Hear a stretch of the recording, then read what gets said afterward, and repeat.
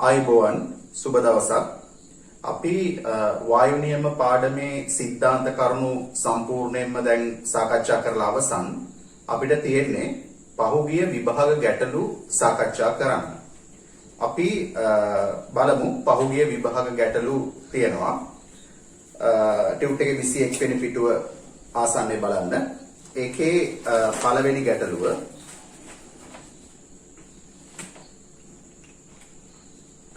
කෙල්වින් 300 උෂ්ණත්වයකදී. එතකොට අපි දෙන දත්ත බලමු. කෙල්වින් වලින් උෂ්ණත්වය දෙනවා. කෙල්වින් 300 උෂ්ණත්වයකදී වායුගෝල එකක පීඩනයක් යටතේ. එතකොට පීඩනයක් දෙනවා. වායුගෝල එකයි.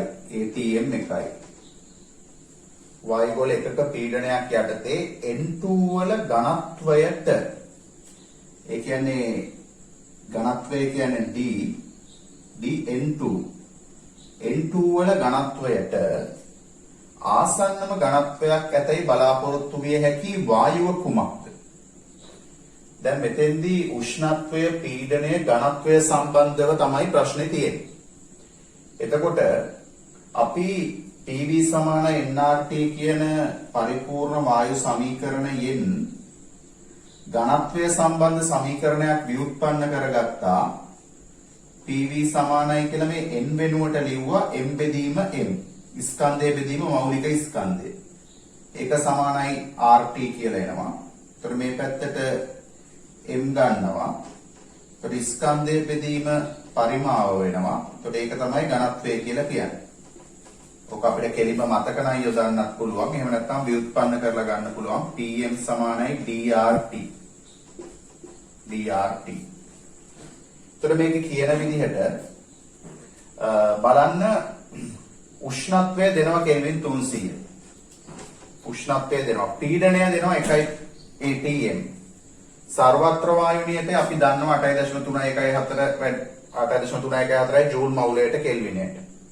එතකොට ඔය සාධක නියත නම් අපිට තේරෙනවා මෞලික ස්කන්ධය කියන එක සමානුපාතික වෙනවා ඝනත්වයට. අනුලෝමව.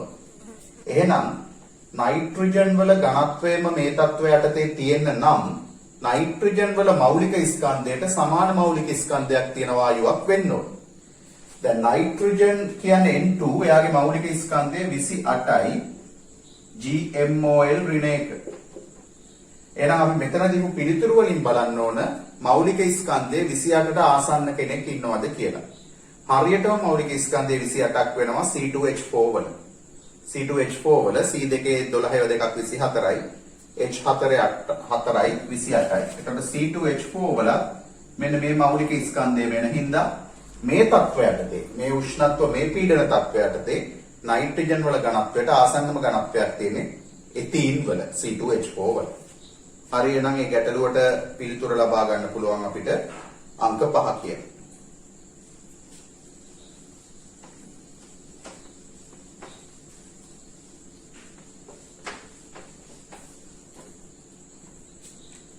අපි බලමු දෙවෙනි ගැටලුව.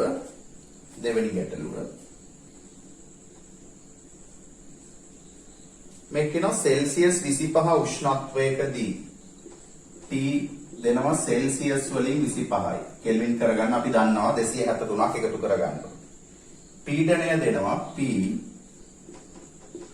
850යි mmHg. ප්‍රස්ථිතිය මිලිමීටර් 750යි පීඩනයකදී ජලයේ යටිකුරු විස්ථාපනයෙන් ඔක්සිජන් 250ක් එකතු කරන ලදී. දැන් මෙහෙම ජල භාජනයක තියලා ජලයේ යටිකුරු විස්ථාපනයෙන් තමයි ඔක්සිජන් වායුව එකතු කරගන්නේ.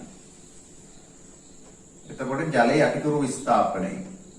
එතකොට මේක තුල මෙහෙම වායුවංශු O2 වායුවංශුත් තියෙනවා, ජලාංශුත් තියෙනවා වායු විදිහට. එතකොට මෙතන ඔක්සිජන්ගේ ආංශික පීඩනය PO2, ජලයේ ආංශික පීඩනය PH2O. නැත්නම් ජලයේ සංතෘප්ත වාෂ්ප පීඩනය කියලා අපි කියනවා. අපි ආංශික පීඩනය කියලා සැලකුවම මෙතනදී ජලයේ ආංශික පීඩනය PH2O. හරි. එතකොට මෙතන මේ 750 කියන්නේ මේ දෙන්නම ජලයේ යටිකුරු විස්ථාපනයේදී ඔක්සිජන් 250ක් අරගෙන තියෙන්නේ. එතකොට එතෙන්දී ඔක්සිජන් පරිමාව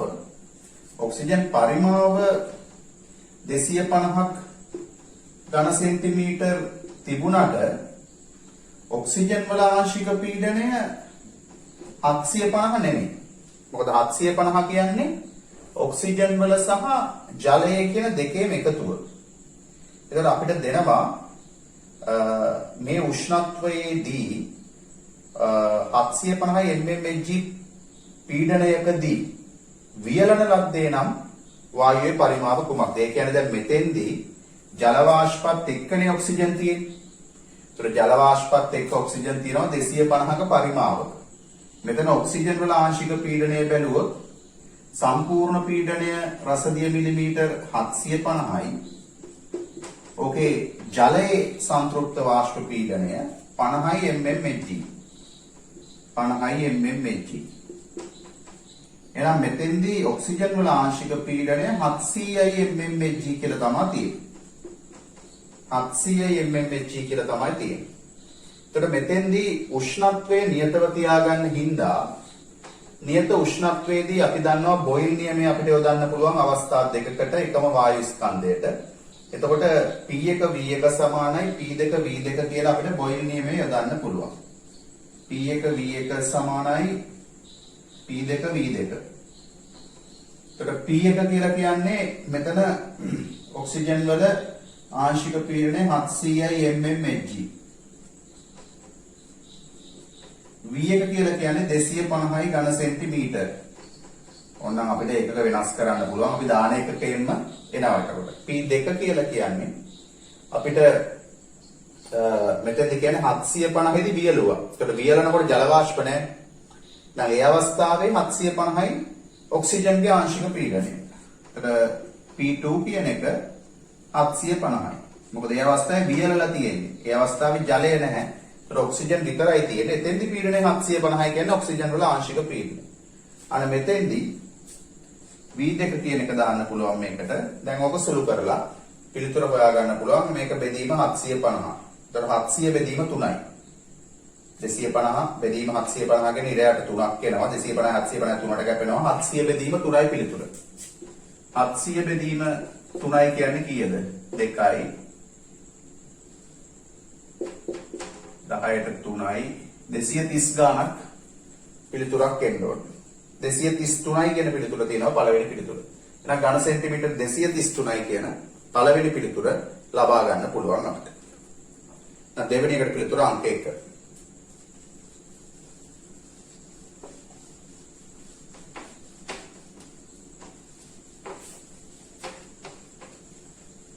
අපි බලමු ගැටලුව අංක 3. පිළිවෙලින් 7 ms ඍණයක සහ 6 ms ඍණයක වේගයක් සහිතව ගමන් කරන ආගන් වායු පරමාණු දෙකක් පූර්ණ ප්‍රත්‍යස්ත ගැටීමකට භාජනය වේ. ආගන් වායු පරමාණු දෙකක් අපි තුම මේක මෙහෙට යනවා මේක මෙහෙට එනවා. මෙයාගේ 7 ms ඍණයක ප්‍රවේගයක් තියෙනවා. මෙයාගේ 6 ms ඍණයක ප්‍රවේගයක් තියෙනවා. ඊට මේ දෙක පූර්ණ ප්‍රත්‍යස්ත කියන්නේ දැන් මේක ඇවිල්ලා මෙහෙම වැදුනහම ආයි මේක මේ පැත්තට යනවා මේක මේ පැත්තට යනවා කියලා හිතන්න. ඒතර මෙහෙම දෙපැත්තට යද්දී මේගොල්ලොන්ගේ ගැටීමට පෙර චාලක ශක්තිය එකතුව ගැටීමට පස්සේ චාලක ශක්තිය එකතුවට සමාන වෙන්න ඕන. පූර්ණ ප්‍රත්‍යස්ත ගැටීමක් හින්දා. ඒතර වදින්නේ ආගන් පරමාණු දෙකක්. ආගන් වායු පරමාණු දෙකේ දෙන්නගේ ස්කන්ධ සමානයි. ගැටුණට පස්සේ දෙන්නගේ ස්කන්ධ සමානයි. එහෙනම් අපි මේකේ ගැටීමට පෙර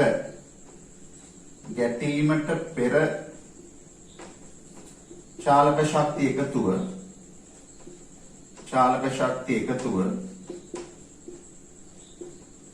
සමාන කරමු ගැටීමට පසු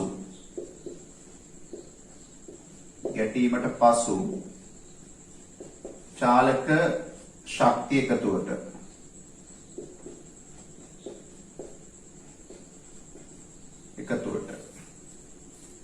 දැන් මෙන්න මෙයාගේ අපි චාලක ශක්තිය ගමු භාගයයි ස්කන්ධයේ m වැඩි කිරීම 7 වර්ග ප්‍රවේගයේ වර්ගයෙන් ධන මෙයාගේ 30 ස්කන්ධයේ m. එතකොට යාගේ චාලක ශක්තිය භාගයේ වැඩි කිරීම m වැඩි කිරීම 6 වර්ග. මොනෝක සමාන වෙනවා ගැටීමට පස්සේ. ඒ 30 ස්කන්ධයේ m නේ.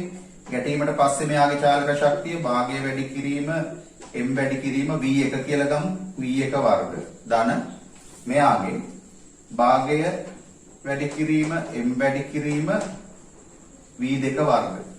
කොහොමනේ අපිට ලියා ගන්න පුළුවන් වෙන්නේ? දැන් බලමු මේකේ කැපෙන පද මොනවද කියලා. මෙතන භාගයයි m භාගයයි m භාගයයි m භාගයයි m කැපෙනවා. 7 වර්ගය 49යි 6 වර්ගය 36යි. 49 ධන 36 සමානයි v1 වර්ග ධන v2 වර්ග. 49 36 85යි. 85 සමාන වෙන්න ඕන v1 වර්ග ධන v2 වර්ග වලට. ඔච්චර අපිට හදා ගන්න පුළුවන්. අපෙන් අහන්නේ v1ට සහ v2ට තිබිය හැකි අගයන්. එහෙනම් එකතුව වර්ග කර වර්ගවල එකතුව 85ක් වෙන්නේ 9යි 2යි. මේක 9 වුණොත් 9 වර්ගය මේක 2 වුණොත් 2 වර්ගය 85ක් වෙනවද? ඔව් 9 වර්ගය 81යි 2 වර්ගය 4යි. එහෙනම් ඒ පිළිතුර ගැලපෙනවා. 9 වර්ගය 81යි 2 වර්ගය 4යි. එකක ප්‍රවේගය 9 වෙලා අනිත් එකේ ප්‍රවේගය 2ක් වෙන්න පුළුවන්. දැන් දෙවෙනි පිළිතුර තියෙනවා 6යි 5යි. එහෙම වෙන්න බෑනේ 6 වර්ගය 36යි. 5 වර්ගය 25යි. 36 25 එකතු කරාම 85ට සමාන වෙන්නේ නැහැ. 85ට සමාන වෙන්නේ 9යි 2යි කියන අවස්ථාව. එහෙනම් පිළිතුර අංක 1. දැන් අපිට තව පිළිතුරක් මේකේ තිබුණා නම් 7යි 6යි කියලා. ඒකත් ගන්න පුළුවන් 7 වර්ගය 49යි 6 වර්ගය 36යි 85ට සමාන වෙනවා.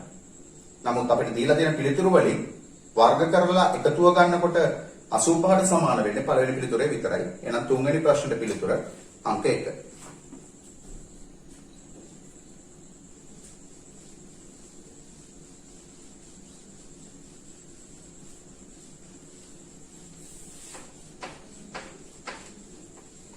අපි බලමු ගැටළු අංක 4. ටීනම් උෂ්ණත්වයේදී පරිපූර්ණ වායු අණුවල සාපේක්ෂ අන්තිස්කන්ධයේ කැපිටල් M මධ්‍යන්න වර්ග වේගය c වර්ග බා. එතන සමීකරණයක් දෙනවා c වර්ග බා සමානයි 3i r t යට m සමානයි 3i pv බෙදීම mn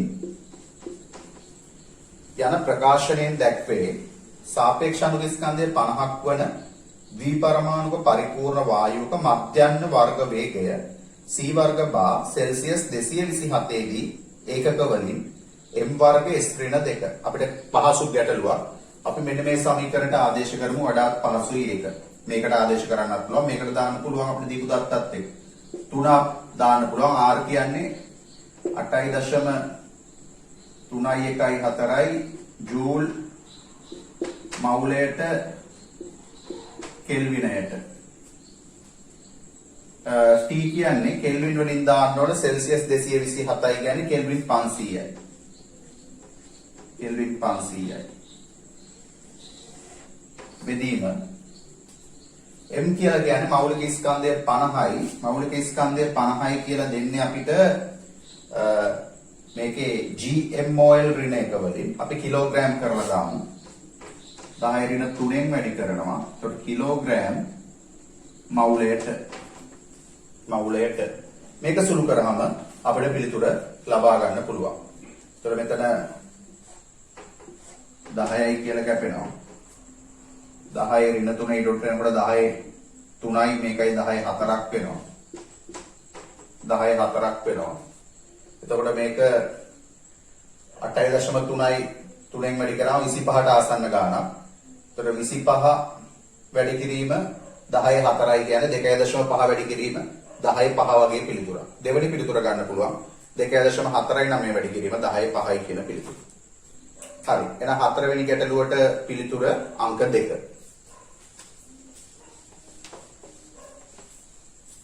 අපි බලමු ගැටලු අංක 5.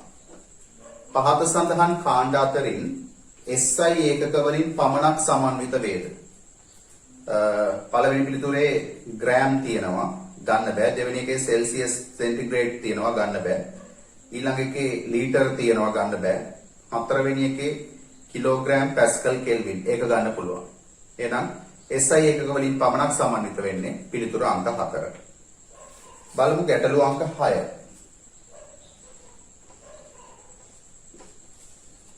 ගැටලුව අංක 6.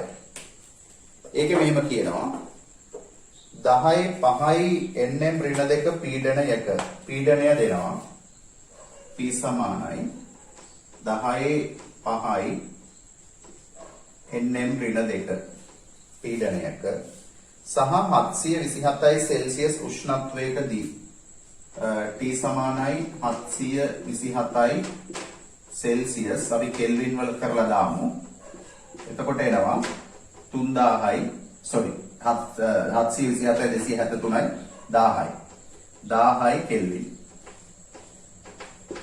1000යි කෙල්වින් උෂ්ණත්වය 1000යි කෙල්වින්. ඒ වගේම පරිපූර්ණ වායුවක ඝනත්වය දෙනවා. ඝනත්වය D කියන එක දෙනවා. 1.2 කිලෝග්‍රෑම් ඝන මීටරයට වායුවේ සාපේක්ෂ අණු ස්කන්ධය අහන්නේ m අහන්නේ. අපි දැන් කලිනුත් PV සමාන nRT වලින් ඝනත්වය සහ මෞලික ස්කන්ධය සම්බන්ධ සමීකරණය ව්‍යුත්පන්න කරගත්තා.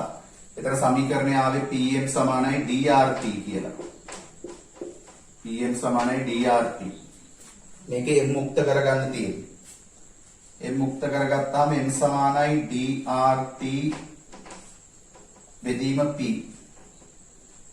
D කියලා කියන්නේ 1.2 කිලෝග්‍රෑම් ඝන මීටරයට. වැඩි කිරීම R කියලා කියන්නේ 8.314 ජූල් මවුලයට කෙල්විනයට. T කියලා කියන්නේ 1000යි කෙල්වින්. බෙදීම P කියලා කියන්නේ 10 5යි nm ඍණ 2. 10 5 වෙනි බලය nm ඍණ 2. එතකොට මේක සුළු කරගත්තා නම් හරි 10 5 ඊට උඩ යනකොට 10 ඍණ 5 මෙතන 10 3යි 10 ඍණ 2යි 10 ඍණ 2යි. එතකොට තව මෙතන තියෙනවා මේක කිලෝග්‍රෑම් අපිට ග්‍රෑම් කරන්න පුළුවන් 10 3න් වැඩි කරලා. කිලෝග්‍රෑම් ග්‍රෑම් කරන්න 10න් වැඩි කරන්න පුළුවන් 10 3න්. 10 3න් වැඩි කරොත් ග්‍රෑම් වෙනවා ඒකකය. කිලෝග්‍රෑම් ග්‍රෑම් වෙනවා. ඒතර 10 3යි 10 ඍණ 2යි කියන්නේ 10යි. 10යි. ඒතර 8.3 1 4 වැඩි කරාම 10න් 83යි 83 1.2න් වැඩි කරාම 100යි. ඒතර සාපේක්ෂ අණු ස්කන්ධය 100යි කියලා එනවා. මොකද මෞලික ස්කන්ධය මවුලයට ග්‍රෑම් වලින් ආවම 100යි කියලා අපිට ගන්න පුළුවන් සාපේක්ෂ අණු ස්කන්ධය 100යි කියලා. ඒ හින්දා තමයි මේ කිලෝග්‍රෑම් අපි ග්‍රෑම් කරගන්න 1000න් වැඩි කරේ. අනිත් ඒකක මෙතන දැන් ජූල් කියලා කියන්නේ නිව්ටන් මීටර්නේ. ජූල් කියන්නේ නිව්ටන් මීටර්. ඒතර ජූල් වෙනුවට අපි ලියන්නේ නිව්ටන් මීටර්. එතකොට මෙතන නිව්ටන් කැපෙනවා. m2 උඩට එනවා. එතකොට m ධන 2ක් වෙනවා. මේකයි m ධන 3ක් වෙනවා. ධන 3ට ඍණ 3 කැපෙනවා. එතකොට ඒක කැපෙනවා. ඊට පස්සේ මේ කෙල්වින් k ඍණ 1ට k කැපෙනවා. එතකොට ඉතුරු වෙන්නේ මෙතන තියෙන ග්‍රෑම් සහ මෙතන තියෙන මවුලයට විතරයි. ඒකින්ද මවුලයට ග්‍රෑම් වලින් පිළිතුර එනවා 100යි කියලා. අපි සාපේක්ෂ අණු ස්කන්ධය කියන්නේ මෞලික ස්කන්ධය මවුලයට ග්‍රෑම් වලින් එන එකට ඒකක නැතුව අපි 100යි කියලා සාපේක්ෂ අණු ස්කන්ධය ගන්න පුළුවන්. එහෙනම් පිළිතුර 6 වෙනි එකට අංක 3. අපි බලමු ගැටලුව අංක 7.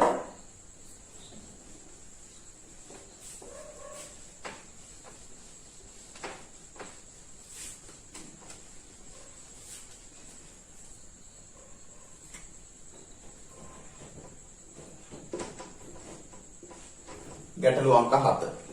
ඒක කියනවා කාබන් මොනොක්සයිඩ් එක්තරා නියැදියක ඇත්තේ 6C14 සහ 8IO16. කාබන් මොනොක්සයිඩ් එක වර්ගයක් තියෙනවලු. එයාගේ තියෙන්නේ කාබන් 6C14 සමස්ථානිකයෙන්. ඔක්සිජන් තියෙන්නේ 8I16 සමස්ථානිකයෙන්. කාබන් මොනොක්සයිඩ් වල තවත් නියදියක් තියෙනවලු. තව කාබන් මොනොක්සයිඩ් නියදියක් තියෙනවලු. මේකේ තියෙන්නේ C12න් 6C12න් 6C12 අනිත් එක ඔක්සිජන් 18න් 18න් තියෙන. ඊට පස්සේ කියනවා මේගොල්ලෝගේ සැලකිය යුතු වෙනස්කමක් තියෙන්නේ මොකක්ද කියලා අහන්න. දැන් මේගොල්ලෝගේ සමස්ථානික වල පරමාණු ක්‍රමාංක සමානයි කියන්නේ ඉලෙක්ට්‍රෝන ගණන් එහෙම සමානයි ප්‍රෝටෝන ගණන් සමානයි. දැන් මේ කාබන්ගේ වෙනසක් තියෙනවා මේ ඔක්සිජන්ගේ වෙනසක් තියෙනවා. හැබැයි මේ 14යි 16යි කියන එකතුවෙන් එන්නේ 30යි. මෙතන 12යි 18යි කියන එකතුවෙන් එන්නේ 30යි. එහෙනම් මේ දෙන්නගේම ස්කන්ධය සාපේක්ෂ අණුක ස්කන්ධය ගත්තොත් 30යි. හැබැයි මේගොල්ලොන්ගේ ඝනත්ව වෙනස් වෙන්න විදිහක් නැහැ. ස්කන්ධය දෙන්නගේම 30යි. මෞලික ස්කන්ධය වෙනස් වෙන්නෙත් නැහැ. මෞලික පරිමාව වෙනස් වෙන්නෙත් නැහැ. ඉලෙක්ට්‍රෝන ගණන් සමාන හින්දා රසායනික ප්‍රතික්‍රියාකාරීත්වය වෙනස් වෙන්නෙත් නැහැ. හැබැයි දැන් මෙයාගේ තියෙන කාබන් ප්‍රතිශතය කිව්වොත් මෙතන තියෙන්නේ 30න් 14ක් කාබන්. එහෙනම් 100ට. ඔනෝක තමයි කාබන් ප්‍රතිශතය. දැන් මෙන්න මෙයාගේ තියෙන කාබන් ප්‍රතිශතය ඇහුවොත් මේ කාබන් මොනොක්සයිඩ් වල 30න් 12යි. එහෙනම් 100ට. ඒ වගේම ඔක්සිජන් මෙයාගේ තියෙන්නේ 30න් 16ක්. එහෙනම් 100ට. ඔක තමයි ඔක්සිජන් ප්‍රතිශතය. මෙයාගේ 30න් 18ක්. ඒවනම් 100ට. ඔක තමයි මෙයාගේ ඔක්සිජන් ප්‍රතිශතය. එහෙනම් අපිට පේනවා ස්කන්ධය අනුව කාබන් හා ඔක්සිජන්ගේ ප්‍රතිශත සංයුතිවල වෙනස්කමක් තියෙනවා. මේ දෙන්නගේ. එහෙනම් පිළිතුර විදියට ගන්න පුළුවන්. අපිට අංක 5. අපි බලමු ගැටළු අංක 8.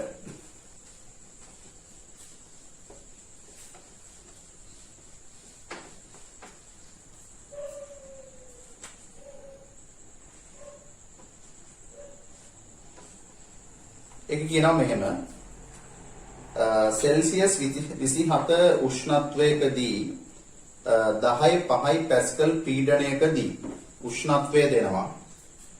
T දෙනවා සෙල්සියස් 27යි. පීඩනය දෙනවා 10.5 පැස්කල් පීඩනයකදී. වාතයේ පරිමාවෙන් 102ක් නෙමෙයි හදාගන්න එතන 121ක් ඔක්සිජන් වේ. වාතයේ පරිමාවෙන් 121ක් ඔක්සිජන්. වාතයේ පරිමාවෙන් 121ක් ඔක්සිජන්. වාතයේ පරිමාවෙන් දෙන්නේ 121ක් ඔක්සිජන්. ඔක තමයි දෙන්නේ. මෙම වාතයෙන් ඝන මීටර් 10ක් එම උෂ්ණත්වයේදීම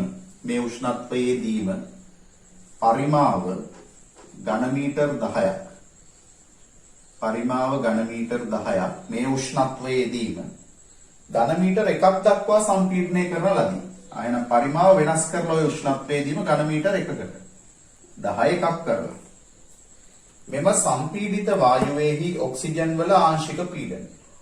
දැන් උෂ්ණත්වයේ නියත නම් අපි දන්නවා P1 V1 සමානයි P2 V2. සම්පූර්ණ වායුවට දානවා අපි P1 V1 සමානයි P2 V2. එතකොට P1 10.5යි. පැස්කල් කියන්නේ nm ඍණ 2. වැඩි කිරීම P1 10 ඝන මීටර. සමානයි P2 අපි දන්නේ නැහැ. වැඩි කිරීම V2 1 ඝන මීටර. දැන් ඕක සුළු කරාම ඝන මීටර කැපෙනවා. මෙතන 10න් වැඩි වුණාම 10.6 nm ඍණ 2 කියලා පිළිතුර එනවා. 10.6 nm ඍණ 2 කියලා එනවා. මෙතෙන්දි සම්පූර්ණ පීඩනය මේ උෂ්ණත්වයේදී P2 සමානයි 10.6යි nm ඍණ 2.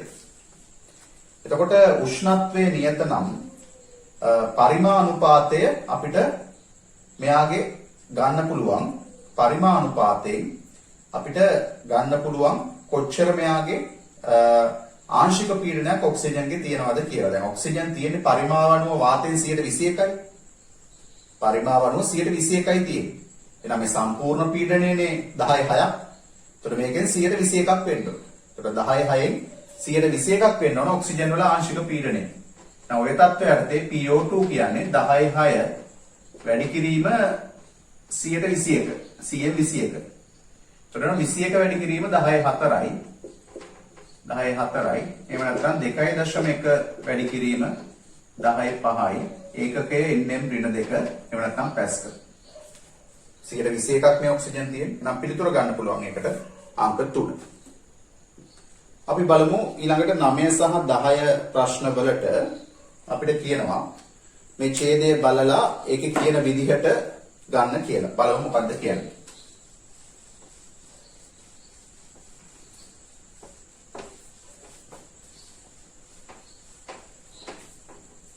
හරි අපි බලමු ගැටළු අංක 9 සහ 10 මෙහෙම කියනවා ගැටළු අංක 9 සහ 10 පහද විස්තරය හා සම්බන්ධ වෙනවා කියලා.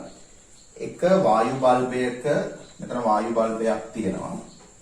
වායු බල්බයක් තියෙනවා. මේකේ A වායුව තියෙනවා. A වායුව. ඊළඟට කියනවා තවත් වායු බල්බයක B වායුව අන්තර්ගත වේ. තව වායු බල්බයක් තියෙනවා. ඒකේ තියෙන්නේ B වායුව. B වායුව. මෙම වායු බල්බ දෙකම එකම උෂ්ණත්වයේ පවතී. මේකේ උෂ්ණත්වය T නම් මේකේ උෂ්ණත්වයක් T. A වායුවේ ඝනත්වය B වායුවේ ඝනත්වයෙන් අඩක් වේ. A වායුවේ ඝනත්වය B වායුවේ ඝනත්වයෙන් අඩක් වේ. මේකේ ඝනත්වය අපි හිතමු dB කියලා. එහෙනම් මේකේ අඩක් වෙනවා නම් මේකේ ඝනත්වය dB බෙදීම 2ක් වෙන්න ඕන. ඊළඟට කියනවා B වායුවේ වර්ග මධ්‍යන්න වේගය A වායුවේ වර්ග මධ්‍යන්න වේගයෙන් දෙගුණයි. ඒතර මේකේ වර්ග මධ්‍යන්න වේගය CA වර්ග බානම් මේකේ වගේ දෙගුණයක් වෙන්න ඕන. 2CA වර්ග බා. A වායුවේ පීඩනය 1000 කිලෝපැස්කල්. මේකේ පීඩනය PA සමානයි 1000 කිලෝපැස්කල්. B වායුවේ පීඩනය තමයි අහන්නේ. PB කියන එක අහනවා. PB කියන එක අහනවා. දැන් අපිට පුළුවන් මෙතන දීපු C වර්ග බාත් එක්ක සම්බන්ධ කරලා වර්ග මධ්‍යන්න මූල වේගය සම්බන්ධ සමීකරණය මතක් කරගත්තොත් PV සමානයි 3n1යි mnc වර්ග බා. මේක m කියන්නේ අණුවක ස්කන්ධය, n කියන්නේ අණු සංඛ්‍යාව, v කියන්නේ පරිමාව. ඒතර අණුවක ස්කන්ධය අණු සංඛ්‍යාවෙන් වැඩි කරාම සම්පූර්ණ ස්කන්ධය එනවා. ඒක පරිමාවෙන් බෙදුවහම ඝනත්වය එනවා. එහෙනම් p සමානයි 3n1යි අංශුක ස්කන්ධය වැඩි කිරීම අණු ගණන බෙදීම පරිමාව. mn බෙදීම v c වර්ග බා. ඒතර මේකෙන් එනවා අපිට මේ mn බෙදීම v කියන්නේ ඝනත්වය. එහෙනම් අපිට සමීකරණය හදාගන්න පුළුවන් p සමානයි 3n1යි d c වර්ග බා. එතකොට මෙයාට ආදේශ කරොත් PA 1000 කිලෝපැස්කල් සමානයි 3n1 වැඩි කිරීම ඝනත්වය dB බෙදීම 2 වැඩි කිරීම CA වර්ග බා. CA වර්ග බා. මේක අපි අංක 1 කියලා ගමු. මෙයාට දැම්මොත් මේ සමීකරණය PB සමානයි 3n1යි ඝනත්වය dB වැඩි කිරීම 2CA වර්ග බා. 2CA වර්ග බා. ඔක තමයි අංක 2. දැන් අපිට හොයන්න ඕන PB හින්දා අපි 2 බෙදමු එකෙන්. දෙවෙනි සමීකරණය බෙදීම පළවෙනි සමීකරණය. එතකොට මෙතන කොහොමත් 3n1ට 3n1 කැපෙනවා. මෙතන PB බෙදීම 1000යි PB වල මේ පැත්තේ තියෙනවා DB වැඩි කිරීම 2CA වර්ග බා බෙදීම අරයගේ තියෙනවා DB බෙදීම 2 ඉර උඩට එනවා බෙදීම 2 ඉර උඩට වැඩි කිරීම 2ක් වෙනවා DB බෙදීම 2 වැඩි කිරීම CA වර්ග බා නම් දැන් කැපෙන ඒවා කපාන්න පුළුවන් DB ට DB කැපෙනවා CA වර්ග බා වලට CA වර්ග බා කැපෙනවා 14න් වැඩි කරාම 4000යි එහෙනම් PB සමානයි 4000යි කිලෝ පැස්කල් PB සමානයි 4000යි කිලෝ පැස්කල් කියලා පිළිතුර එනවා ඒකේ ඊළඟ ගැටලුවේ අහන්නේ 10 වෙනි ගැටලුවේ වායු බල්බ දෙකෙහි පරිමාවන් එක හා සමාන වේ නම් එතකොට මේකේ පරිමාව V නම් මේකේ පරිමාවත් V කියලා ගන්නලු වායු බල්බ දෙකේ පරිමාවන් එක හා සමාන වේ නම් A වායුවේ අනුසංඛ්‍යාව B වායුවේ අනුසංඛ්‍යාවට දරන අනුපාතය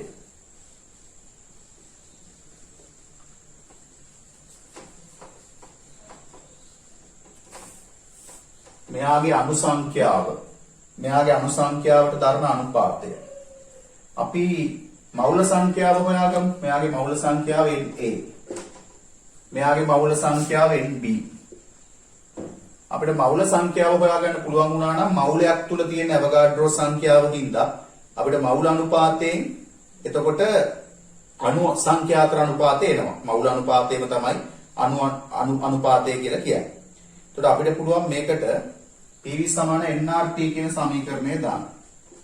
PV සමාන nRT කියන සමීකරණය දැම්මොත් පීඩනය 1000යි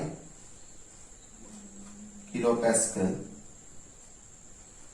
වැඩි කිරීම පරිමාව V මවුල ගණන Na R T ඔක අංක 1 මෙයාට දැම්මොත් PV සමාන nRT PB කියන්නේ 4000යි කිලෝ පැස්කල් ඒක අපි හොයාගත්ත කලින් එකේදී වැඩි කිරීම V සමාන NB R T ඔක ගන්න අංක 2 කියලා දැන් අපිට පුළුවන් පළවෙනි සමීකරණය දෙවෙනි සමීකරණයෙන් බෙදන්න පළවෙනි එක දෙවෙනි එකෙන් බෙදුවාම R ට R කැපෙනවා T ට T කැපෙනවා පළවෙනි V ට V කැපෙනවා පළවෙනි එකේ උඩ තියෙන 1000යි ඉර යට එතකොට 4000යි අපි එක පළවෙනි සමීකරණය බෙදනවා දෙවෙනි එකේ 1000යි 4000යි මේ පැත්තේ තියෙනවා NA මේ පැත්තේ තියෙනවා NB හතරෙන් එකයි NA බෙදීම NB හතරෙන් එකයි එතකොට මේකේ අහන්නේ A වායුවේ අනුසංඛ්‍යාවට B වායුවේ අනුසංඛ්‍යාව දරන අනුපාතය. එතකොට NA ට NB NA ට NB 1:4යි. 1:4යි. එහෙනම් ඒකට අනුසංඛ්‍යාව අතර අනුපාතය කියන්නේ මවුල අනුපාතයම තමයි. එහෙනම් පිළිතුර ගන්න පුළුවන් අංක 5 කියලා. නම් 10 වෙනි ප්‍රශ්නෙට පිළිතුර අංක 5.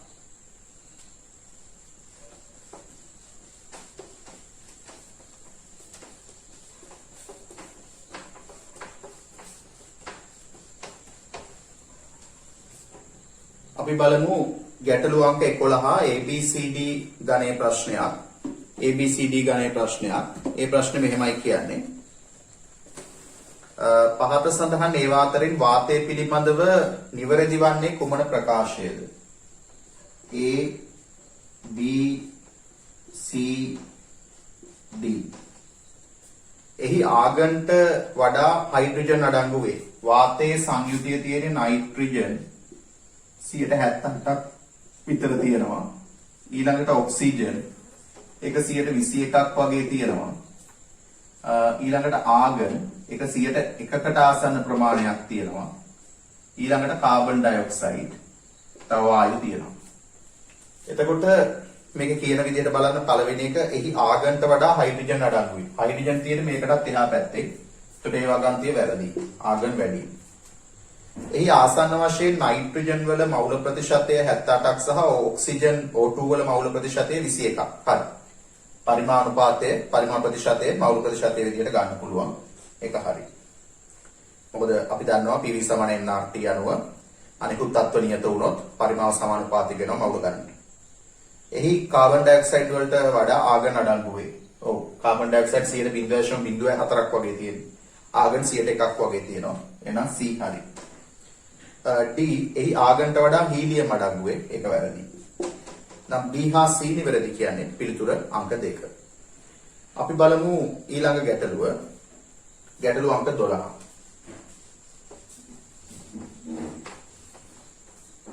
ඒක කියනවා මෙහෙම. ඒතන පොඩ්ඩක් නිවැරදි කරගන්න මෙහෙම වෙන්න ඕන x කියලා දෙන xn වායුව කියලා හදාගන්න. xn වායුව මෙන්න මේ සමීකරණයට අනුව xn ප්‍රතිවර්ත ප්‍රතික්‍රියාවක් nx යන සමීකරණය අනුව විඝටනය වේ. නියත උෂ්ණත්වය හා පරිමාවක දී T නියතයි.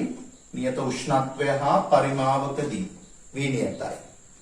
නියත උෂ්ණත්වයක හා පරිමාවක දී වායුවෙන් 10%ක් විඝටනය වූ විට එතකොට අපි හිතමු අණු මෙයාගේ 100ක් තියෙනවා.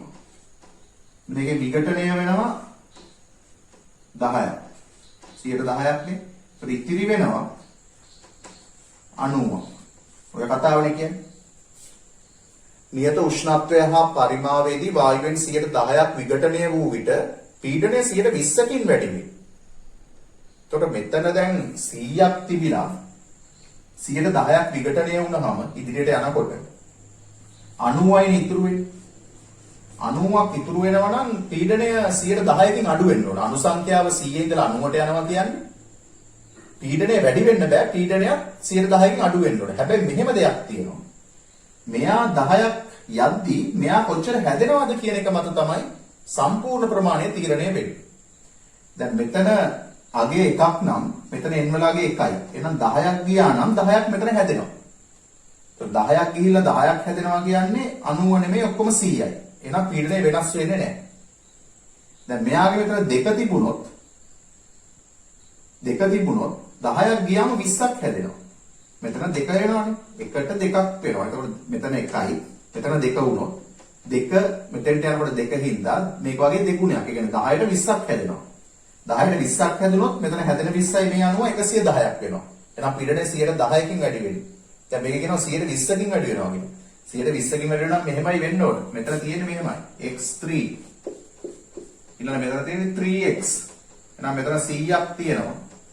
10ක් යනවා. 90ක් ඉතිරි වෙනවා. එකට 3 හින්දා මෙතන 30ක් හැදෙනවා. ඊපස්සේ 90යි 30යි කියන්නේ 120යි. 120යි. එහෙනම් අණු සංඛ්‍යාව 100ක් තිබුණා. දැන් 120 වුණා. එහෙනම් 120කින් පීඩනය වැඩි වෙනවා. අණු සංඛ්‍යාව 100 තිබිලා 120ක් වුණාම තමයි 120කින් පීඩනය වැඩි වෙන්න ඕන. එහෙනම් අපිට මේක 120කින් පීඩනය වැඩි වෙනවා කියන හින්දා අපිට ගන්න පුළුවන් n වල අගය 3යි කියලා. එහෙනම් පිළිතුර n හි අගය 3ක් කියන එක අපිට පහසුවෙන් ලබා ගන්න පුළුවන්.